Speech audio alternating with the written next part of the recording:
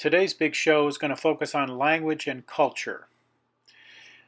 Symbols, language, and culture. If culture is to be transmitted, it must be learned by each new generation. When you're born, you have no concept of the culture you're born into. So the culture of your society has to be taught to you, and that occurs with each new generation. Cultural transmission depends heavily on the use of symbols. And there are all types of symbols, but the most powerful symbols are those that make up language. Symbols range from physical objects to sounds to smells to tastes, and we're going to look at different types of symbols later on in this unit. But the meaning of a symbol is not based on physical characteristic. For example, the clapping of hands, if we associate that with something positive, with a good thing, but there's nothing distinctly pleasurable or good about hands clapping together. But in our culture, it's a good thing. Similarly, the Confederate flag has all kinds of meaning. For some people, it's a very positive, very powerful thing. For other people, it's a very negative thing. But inherently in this rectangle of fabric, there is nothing with the characteristics of it, because if you look at it, it is red, white, and blue with stars on it. But it's how they're arranged and the meaning we attach to that arrangement that gives it power. Language is the most powerful symbol and it frees humans from the limits of time and space. For example, this is an image of the Wright brothers on their first flight. The Wright brothers were able to use language. They were able to read and study and understand the theory of flight in which they built upon to build their first aircraft. They didn't discover these concepts of flight. They built upon other people's ideas.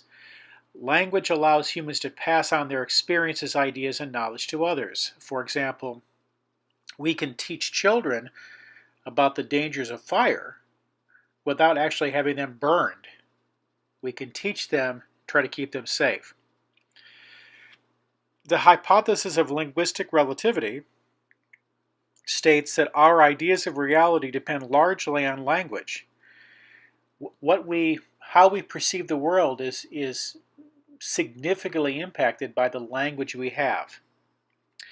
When something is important to a society, its language will have many, many words to describe it. For example, in our culture, time is very, very important. And we have lots and lots of words for time. Other things are not as important. For example, the concept of love.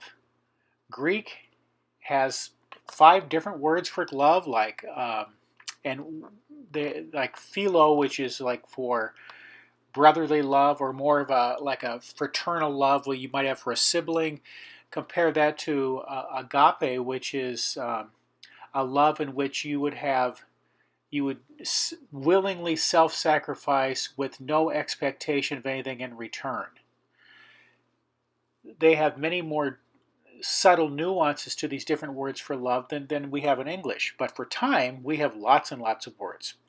So you can tell what's important to a society by the number of words that they have in it. We're going to look more at that in just a little bit. And finally, exposure to another language or to new words can alter our perception of the world. For example, the symbol you see here is the Korean word han, which is often described as an internalized feeling of deep sorrow, resentment, grief, regret, and anger. There is no equivalent in English language for that word, that concept. And another element of this han is this idea that you're going to get revenge, you're going to get back at because of this suffering that you have. Learning new languages alters the way you see the world and opens up a whole new world for you to see. Not just a different language, but more words within your language.